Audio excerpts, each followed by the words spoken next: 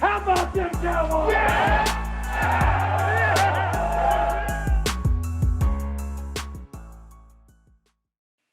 Hello, everyone, and welcome to another edition of America's Team Talk. My name is Brett Batchelder, and this is the show where we talk all things America's Team.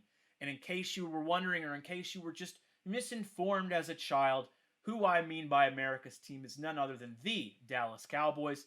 So let's get right into it. I wish I could start the show with a more positive conversation, but I'd rather end the show with a positive conversation. So we're just going to rip the Band-Aid off. We had some bad news come out yesterday. Kind of set the tone for what my day would be like outside of this show. Just kind of a bummer. And that is, we found out that the star defensive tackle, Gerald McCoy, who we signed this offseason to a 3-year, $18 million deal, he got hurt in a non-contact injury. And anytime you hear non-contact, you start worrying. And that's what I did. As soon as I saw that, I go, oh, we're probably not going to have him. And then later in the day, we find out that, in fact, it is worst-case scenario news. Gerald McCoy is out for the season. He will require surgery. I believe he had that this morning on a ruptured quad that he suffered in practice yesterday. You hate to see this kind of stuff happen. I mean, I was very excited with what we did in this offseason. I talked about it in my last video. Go check that out, where we talk about all the additions that we had in the 2020 offseason, both in free agency and in the draft. I was overwhelmed with excitement on how we did. I mean, I'm already rocking my CD shirt, super hyped for what he's going to do as the new 88.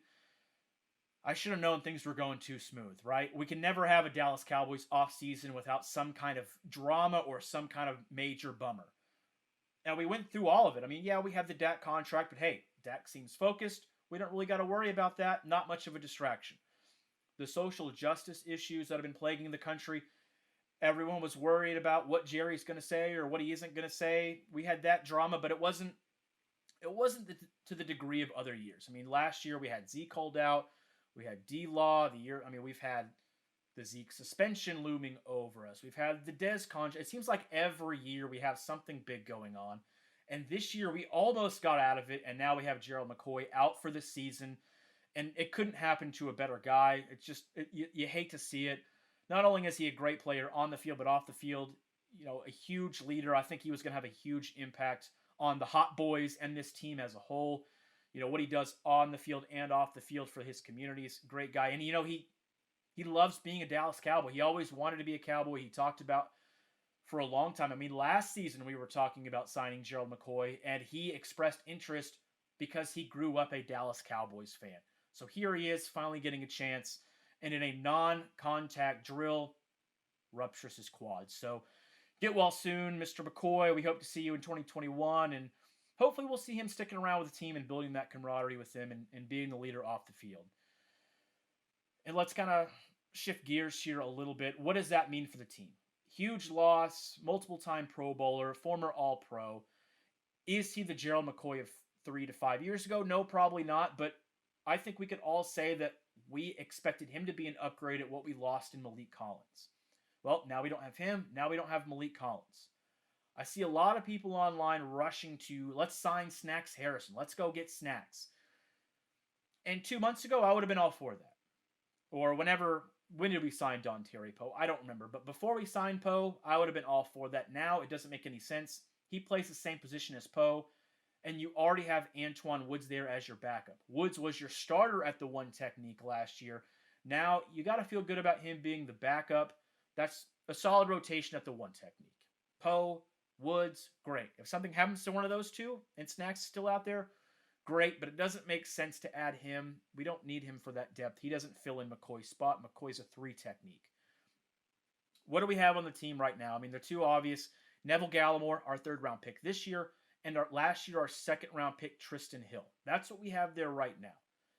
I don't really see any names on the free agent circuit that just stick out to me like, oh, we got to go get that guy. It may just be a situation where, sure, maybe we sign a vet just to have one in the room. But we may be in a 2016 type situation where in 2016, if you remember, we had to have Malik Collins step in and start as a 3rd-round pick rookie.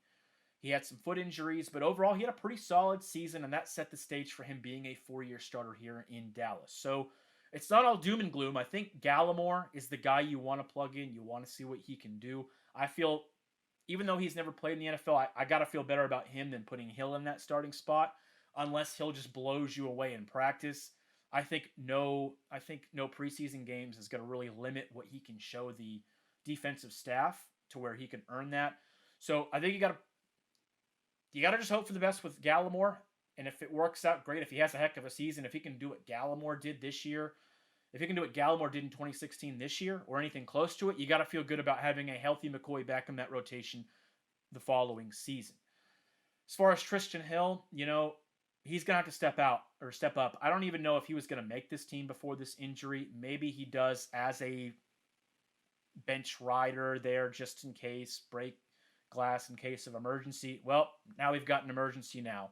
He's going to have to step up, and I don't know how I feel about it. I mean, he's got the talent, but, last year he was a Marinelli guy. That's why instead of drafting Juan Thornhill and fixing our safety position last season, that's why we drafted Tristan Hill.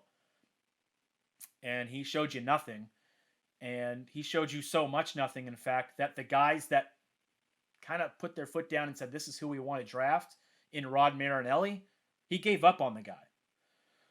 So I don't feel good about going into this season with someone that the previous staff gave up on, but who knows? Maybe Hill will learn from his experiences. Maybe having guys like Gerald McCoy around, having other veterans like Poe, seeing what they've done, going through what he went through last year will reinvigorate him and motivate him to do more than he did last year and actually contribute. We'll see. I don't know, but it's going to be interesting these next couple of weeks to see what they do with that defensive tackle position, especially the 3 technique and how they handled that. One last topic. Let's end on a positive note. Let's end on some excitement. Let's get back to what this offseason's been all about. Everson Griffen is here. He wasn't a full participant in practice yesterday, but he did practice. Interesting to note, he was rocking the number 96. He was not rocking his 97. I don't know if him and Tristan Hill are going to work out a deal for that or not. I don't really know if I care what number he wears this season. I just want to see him sacking the quarterback, stuffing the run, doing the things that made him a Pro Bowler last year. All he did, I believe McCarthy said in the interview yesterday, that all he would be doing is a lot of strength and conditioning stuff, just kind of getting him ready. It'll be a little bit before we see him actually going up against the offensive line and doing the 7-on-7 drills and all that fun stuff. But hey, it's exciting to see him out there. I mean, I'm just still, even with the loss of McCoy, you can still put a pretty nasty defensive front out there. I'm just picturing him and D-Law on both sides, Poe in the middle. And hey, you know what? On 3rd and long, 4th and long, maybe slide that big guy Alden Smith, who's been so impressive so far this offseason, in there with those guys. And maybe we get Randy Gregory back and we just have a lot of fun. I don't know. I'm looking forward to see it. But that's going to do it for this episode of America's Team Talk. Thank you guys for watching. Let me know in the comments what you guys think of this McCoy injury, how it's going to affect our 2020 offseason and that defensive tackle rotation. Who do you want to see in that? Who do you want to see in that spot? Let me know. Subscribe, hit that like button, and until next time, guys, have a great day, stay safe, and we'll talk to you soon.